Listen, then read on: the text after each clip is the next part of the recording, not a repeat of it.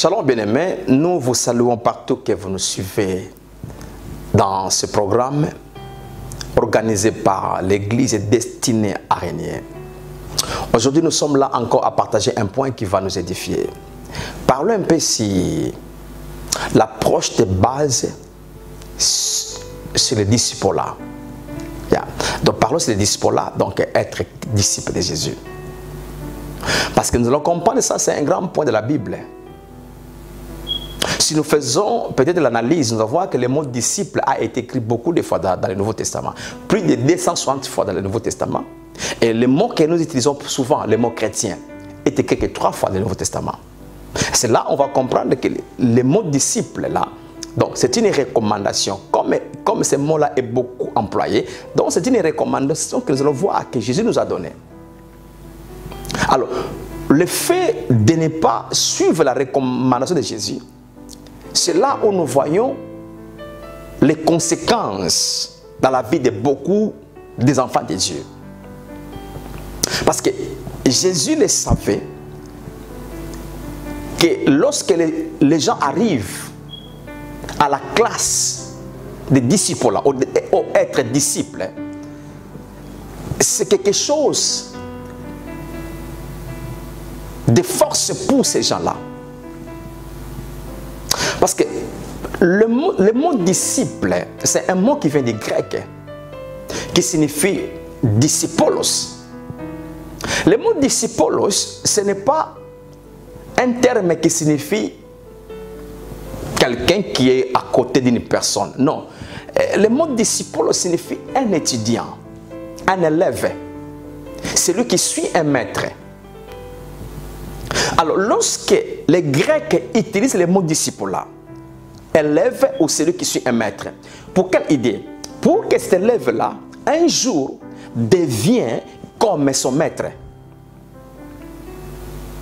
La raison, nous allons voir, Jésus, lorsqu'il est venu sur la terre pour sa mission de sauver l'humanité, la chose étrange dans le ministère de Jésus, c'est quoi? Il est venu pour sauver l'humanité tout entière.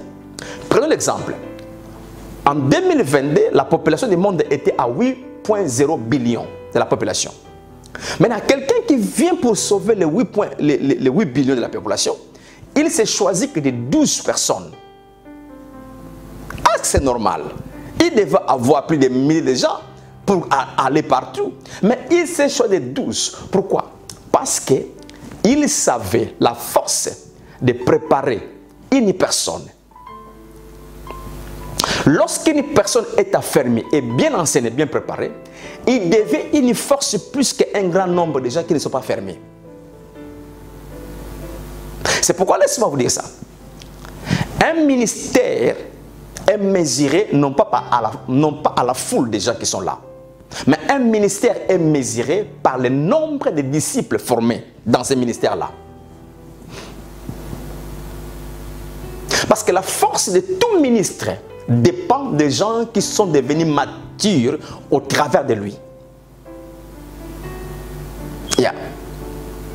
C'est pourquoi nous allons voir Jésus nous recommande dans, je prends Matthieu 28. Prenez le verset 19 et je vais descendre au verset 20.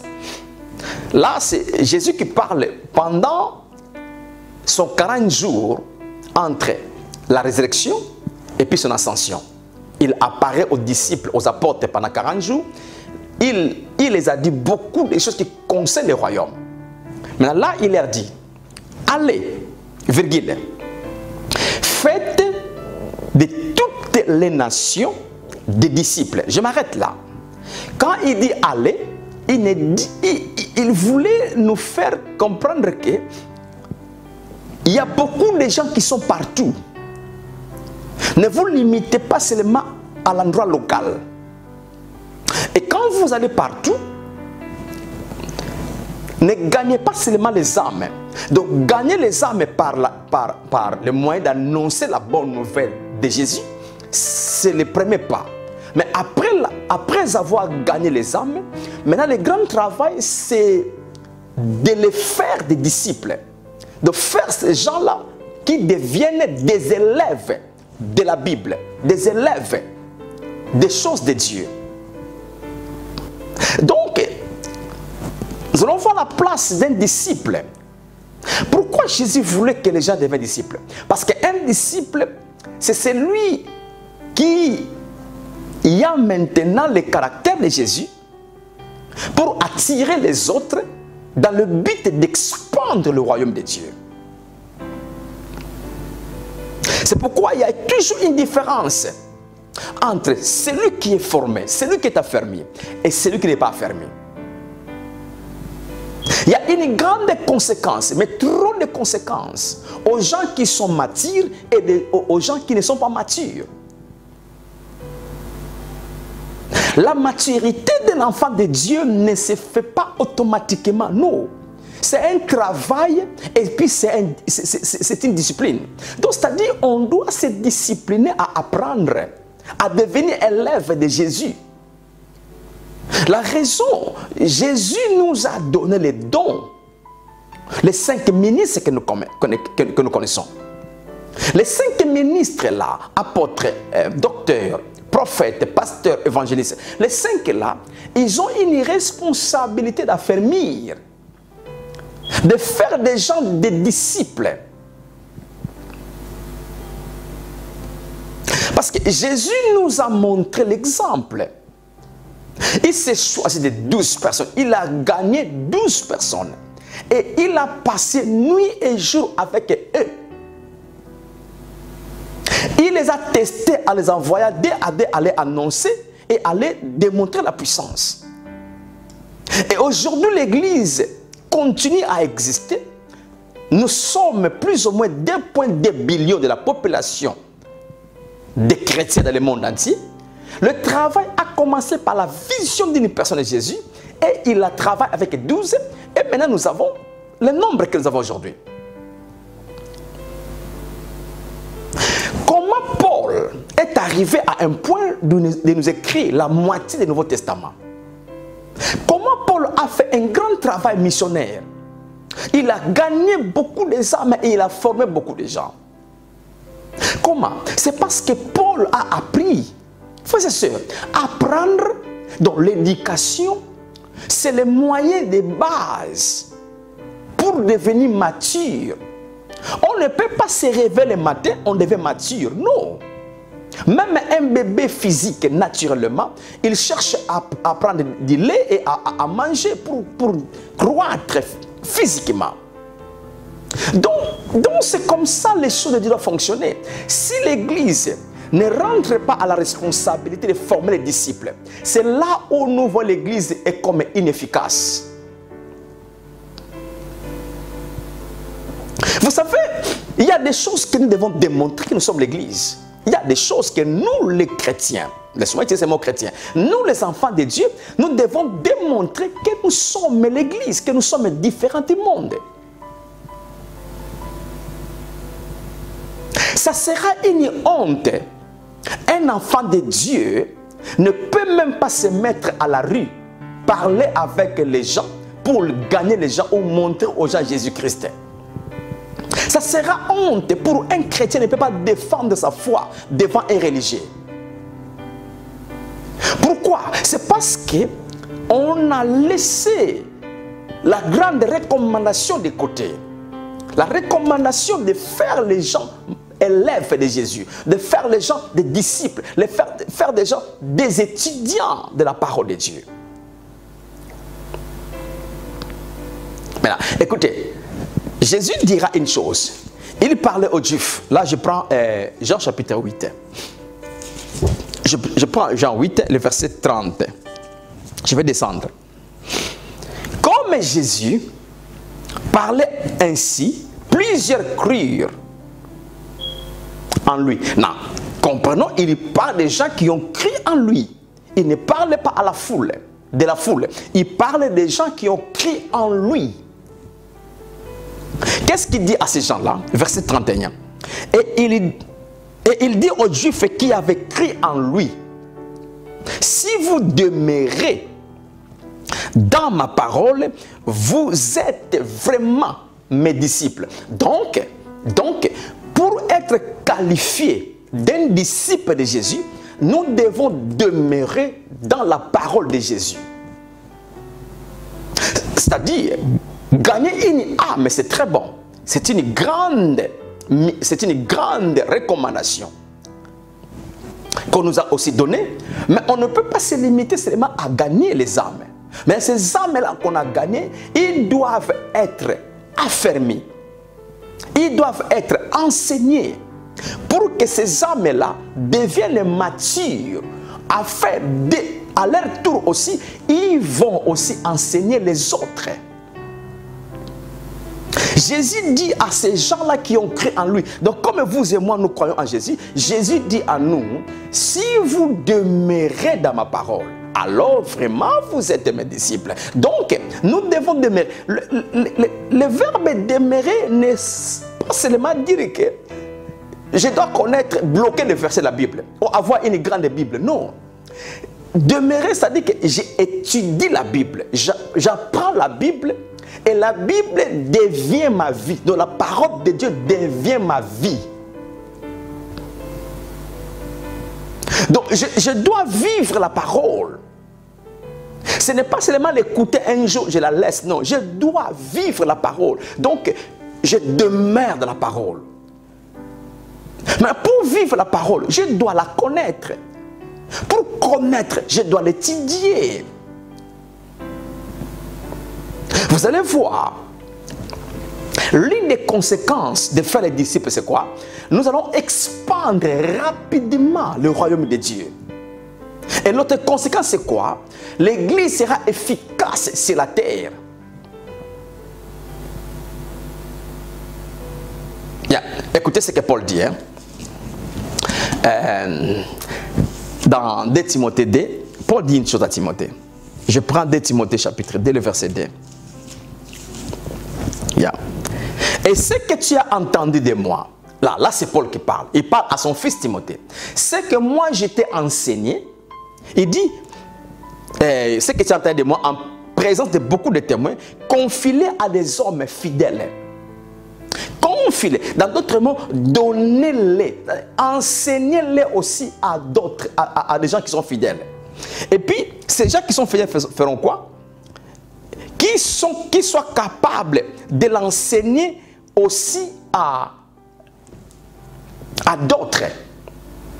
Donc il y a Paul, il y a Timothée, il y a des gens fidèles, il y a d'autres. Frères et sœurs, si nous voulons voir la grande population que nous sommes dans le monde entier être gagnée à Christ, nous devons appliquer ça. Nous devons former les gens, et les gens là vont former, les autres vont former, et vont former. C'est là où nous allons voir l'efficacité de l'Église. Et puis, le épanouissement de l'Église. Le royaume va développer. Cela est possible seulement en affermissant, en préparant, en instruisant, en enseignant. C'est pourquoi au verset 20, maintenant, il dit comment aller faire ces disciples-là. Là, je rentre dans Matthieu chapitre 28. Parce que le verset 19, il avait dit allez, faites de toutes les nations des disciples, de toutes les nations au pluriel. Maintenant, il dit au verset 20, enseignez-leur. Comment le disciple est formé? Ce n'est pas par la motivation à sa place. Ce n'est pas par le message d'encouragement. Ce message à sa place. Mais on est préparé, on devient disciple par les enseignements. Yeah. C'est pourquoi si vous prenez la Bible, c'est Paul qui dit ça. Paul dit dans Éphésiens, il dit que l'Église est fondée sur quoi? Sur les enseignements des apôtres. Donc, si les enseignements de ceux-là qui sont envoyés, parce que le mot apôtre simplement signifie celui qui est envoyé. L'Église n'est pas fondée sur d'autres choses qu'on peut prioriser. Tout ce qu'on peut faire, c'est très important à l'Église. Mais la fondation de l'Église, le fondement de l'Église, c'est fait par les enseignements. Quel type d'enseignement? Les enseignements des apôtres. Oh, qu'est-ce que les apôtres ont enseigné? Ils ont enseigné Jésus. Paul dit dans Dans 1 Corinthiens 3, il dit que j'ai posé les fondements. Donc personne ne peut renverser et personne ne peut poser un autre fondement. Ce fondement, c'est quoi? Jésus-Christ. Jésus-Christ crucifié. Normalement, c'est ça l'enseignement que nous devons faire fonder aux gens. Donc les gens doivent connaître. Frères et sœurs, Jésus dit une chose. Il dit encore une chose qui est très importante comme conséquence de devenir disciple. C'est quoi? Il dit dans Luc 6. Prends avec moi Luc 6, le verset 40. Le disciple n'est pas plus que son maître. Non, le disciple n'est pas plus que le maître. Mais tout disciple accompli sera comme son maître. Waouh! Les disciples, donc un élève n'est pas plus que son professeur, n'est pas plus que son maître. Mais un élève bien affermi, un élève bien enseigné, sera comme son maître. Donc il peut faire ce que son maître fait. Il peut parler comme son maître. Il peut dire les choses comme son maître. C'est là où les disciples à Antioche ont été appelés chrétiens. Pour la première fois, le mot chrétien a été cité, a été dit. Donc, comment les gens sont appelés chrétiens? Parce que le mot chrétien signifie comme Christ. Nous sommes comme Christ par notre vie extérieure, mais nous sommes les Christ à l'intérieur. Parce que le mot Christ signifie oint. Nous sommes oint par le Saint-Esprit dans notre esprit, né de nouveau. Mais notre vie de chaque jour extérieurement, nous sommes comme. C'est là le mot chrétien signifie comme de Christ. Maintenant, comment les disciples ont été appelés chrétiens? C'est parce qu'ils parlaient comme Jésus. Ils faisaient les miracles, les guérisons comme Jésus. Ils avaient la puissance comme Jésus. Ils étaient forts comme Jésus. Donc, là maintenant, les disciples, on les appelle chrétiens. On les identifie. Ah, ces gens-là sont comme Christ. C'est comme Jésus qui était ici. Ces gens-là font les mêmes choses comme Jésus. Donc, c'est ça, l'Église doit être identifiée de telle manière. Mais on ne peut pas arriver à ce stade-là si on n'a pas soif d'être affermi, si on n'a pas soif d'être préparé, frères et sœurs. C'est pourquoi l'apôtre Pierre dit dans 1 Pierre, il dit, désirez comme les enfants nouveau-nés, les laits spirituels et pires, par lesquels vous croissez pour le salut. Donc nous devons avoir ce désir. La soif d'apprendre. Maintenant, lorsqu'on n'apprend pas, lorsqu'on n'étudie pas, comment on va devenir mature? Parce qu'un disciple devient comme son maître seulement lorsqu'il est enseigné, lorsqu'il est disciple. Lorsqu'on est disciple, c'est là on devient comme le maître, on fait comme le maître. Maintenant, écoutez des responsabilités. Il y a la responsabilité de ces gens-là que Dieu a appelés comme ministres, apôtres, pasteurs, docteurs, prophètes, évangélistes. Ces 5 personnes-là ont la responsabilité, je peux lire ça dans Ephésiens 4, 11, 12, 13, 14. Donc, ont la responsabilité de perfectionner les saints. Alors, les saints aussi doivent être disponibles à être perfectionnés. Il y a des responsabilités. Et le pasteur et les membres de l'église. Si le pasteur est capable d'enseigner et que les gens ne sont pas disponibles, alors l'enseignement du pasteur ne passera pas aux membres. Et les membres ne seront pas capables. La raison, écoutez ceci, la raison, les manipulateurs sont en train de manipuler les gens facilement. Pourquoi? Parce que beaucoup de gens ne sont pas formés, ne sont pas enseignés. Il y a beaucoup de choses qu'on ne peut pas dire. C'est honteux de dire ça au niveau de l'église. Pourquoi c'est là? Parce que nous avons des gens dans l'église qui ne sont pas disciples. La raison, si vous lisez Jean chapitre 2, vous allez voir, Jésus ne se confiait pas à toute personne. Parce qu'il connaissait l'homme. Donc lorsqu'on n'est pas disciple, C'est difficile qu'on te confie la responsabilité. La raison, Paul dira dans 1 Timothée 3, il dit qu'on ne donne pas la responsabilité de l'Église à un nouveau converti. Il y a des conséquences graves. C'est ce que nous voyons aujourd'hui. C'est pourquoi, écoutez un conseil que je peux donner. Ne précipitons pas à servir Dieu. Non, ce n'est pas important. Parce qu'on peut se précipiter à servir Dieu, mais on fait un travail inefficace. Un travail qui ne construit pas, mais qui détruit. Donc on doit avoir la patience d'être dans un endroit où je vais être affermi, bien préparé, et puis je commence à servir. Parce que servir Dieu sans lui connaître, sans connaître Jésus, c'est une catastrophe. Parce qu'on peut prêcher la Bible, on peut parler de la Bible. Mais la question, est-ce qu'on prêche la bonne nouvelle de Jésus? Est-ce qu'on construit les vies des gens? Vous voyez?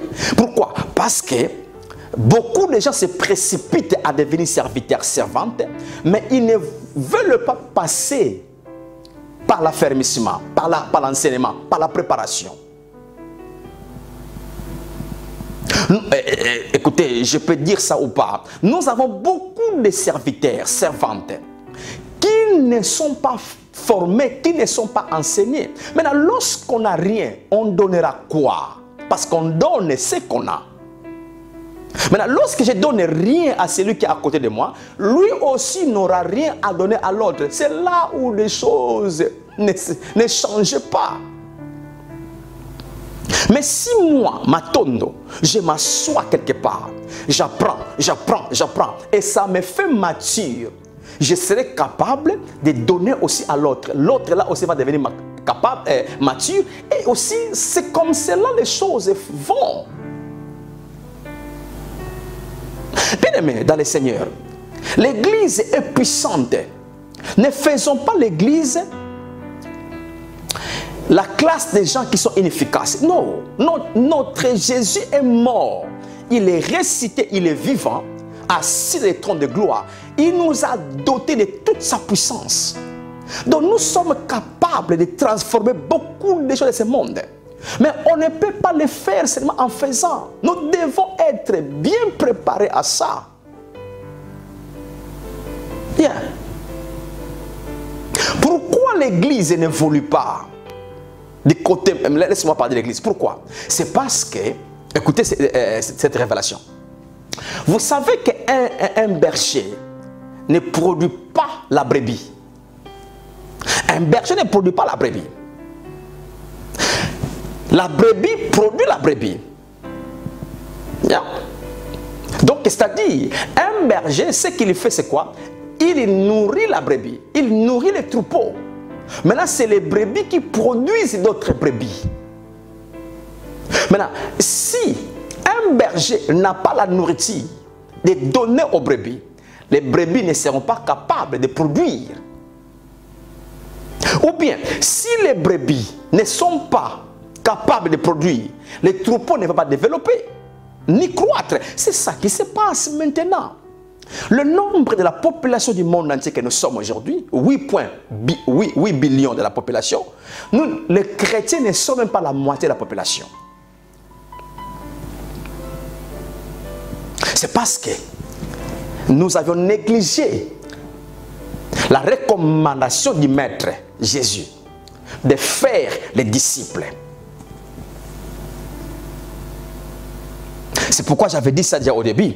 Un ministère n'est pas mesuré par la foule de gens qu'on a. Un ministère est mesuré par le nombre de disciples formés ou faits.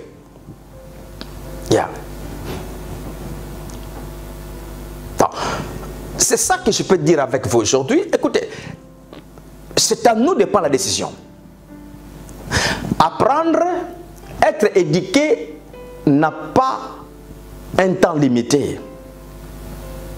Aujourd'hui, dans des pays développés, vous allez voir des gens qui ont plus de 50 ans, ils sont à l'université. Tu dis que mais cet homme ici, avec cet âge, qu'est-ce qu'il fait? Parce que apprendre n'a pas l'âge. Dieu a appelé Abraham à l'âge de quoi? De qui? 75 ans. Il a commencé à connaître Dieu. Donc, c'est-à-dire, même quand j'ai 40 ans du ministère, 30 ans du ministère, 20 ans du ministère, je peux encore apprendre. Le problème, c'est quoi? Je dois accepter d'apprendre. Je dois avoir ce désir d'apprendre. Passons du temps avec la Bible. Lisons la Bible, étudions la Bible, demandons au Saint-Esprit de nous aider à comprendre la Bible. Et puis, laissons-nous à ces gens-là qui connaissent de nous enseigner. C'est là où nous allons voir nos vies vont devenir efficaces et nous allons faire l'église efficace. Et le monde saura que ces gens-là sont différents.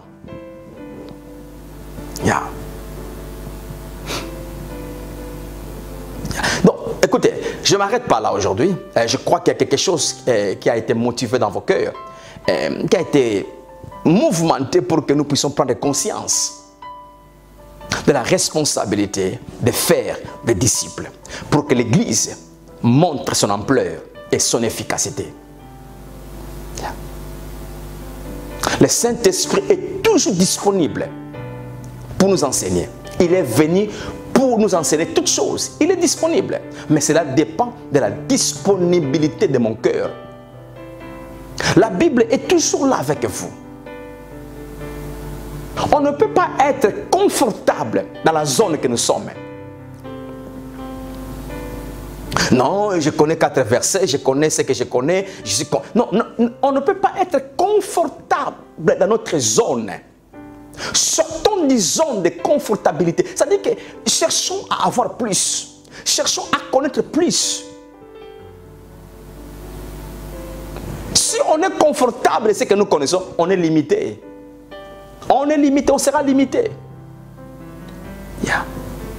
On peut apprendre plus. On peut connaître plus. On peut faire plus. Écoutez, que Dieu vous bénisse. Que la grâce et la paix vous soient multipliées à vous aider. Merci beaucoup.